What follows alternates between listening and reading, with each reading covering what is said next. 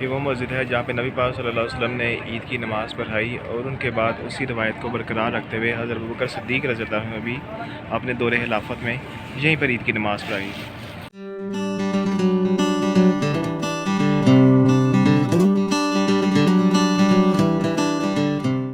अस्सलाम वालेकुम।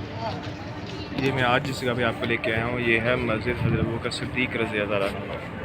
ये वो मस्जिद है जहाँ पे नबी पाक सल्लल्लाहु अलैहि वसल्लम ने ईद की नमाज़ पढ़ाई और उनके बाद उसी रवायत को बरकरार रखते हुए हज़रत अबू बकर सिद्दीक़ रज़ियल्लाहु अन्हु ने भी अपने दौरे खिलाफत में यहीं पर ईद की नमाज़ पढ़ाई और इस वजह से इसका नाम हज़रत अबू बकर सिद्दीक़ की मस्जिद ही पड़ गया।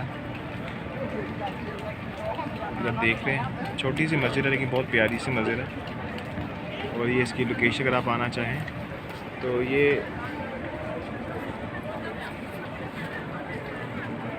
सामने आप देख रहे हैं ये मस्जिद नबी है।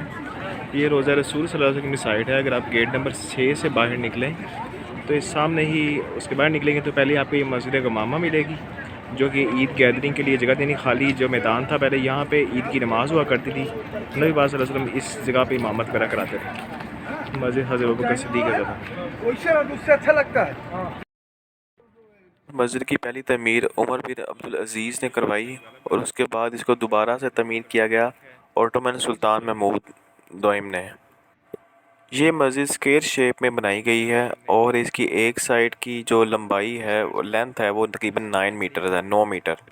इसको ख़ास तरह के काले पत्थरों के ज़रिए से बनाया गया है और जो इसका इंटीरियर है वो सारा वाइट रखा गया है, यानी मस्जिद अंदर से सारी सफ़ेद है और इसके मिंबर की टोटल ऊंचाई तकरीबन 12 मीटर है। और ये आप मस्जिद की साइड्स देख सकते हैं।